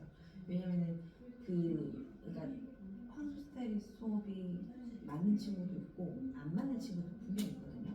그리고 CMS 영재관이 그래서 모든 CMS 영재관이 미탐도 마찬가지겠지만 CMS도 마찬가지고 학도 마찬가지고 모든 그 학원이 동일하게 수업 진행하지는 않아요. 그리고 뭐 CMS 영재관이라 해가지고 여기 영재관과 대체 영재관과 저기 영재관이 정말로 똑같은 아이들이 똑같은 컷으로 들어오진 않거든요. 그렇기 때문에 그게 그 수업에서 제시한 커리큘럼이나 이런 거는 이제 동의할지 모르겠지만 선생님에 따라서 또 학원의 그 추구하는 그거에 따라서 완전히 수업 색깔이 완전히 다른 경우도 있단 말이에요. 그래서 그거는 어머니께서 어디를 가든지 간에 3개월 정도에 우리 친구들 맞지 않는 것 같은데라고 생각이 드시면 방향을 선회하는 게 맞는 것 같아요. 일단 막아야 네, 그렇죠. 정말 달라요, 그게. 그러니까 똑같은 그건데도 여기는 왜뭐 예를 들어 여기는 60점부터 맞고 여기는 왜 70점부터 맞지 이런 건 다 다르거든요. 그러니까 균질하다고 제가 말씀을 못 드리겠어요. 그게. 그래서 이제 그런 쪽으로 그거 하시면 여기에 그거 하는 거 가지고 점검을 한번 해보시는 게 어떨까 싶어요. 6학년 1학기 제일 좋은 거는 5학년 과정이고 친구들이 제일 좀 판단할 수 있는 근거가 되는 건 5학년 과정이긴 하거든요. 그래서 5학년 1학기 이야기를 그거를 먼저 한번 보시는 게 나을 것 같아요. 네, 안녕하세요.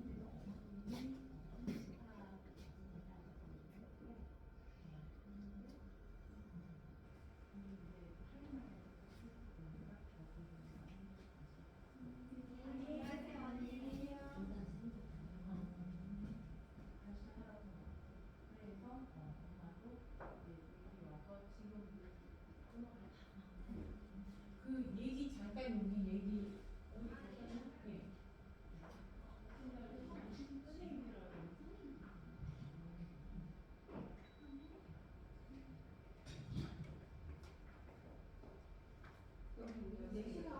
여기가 날까요?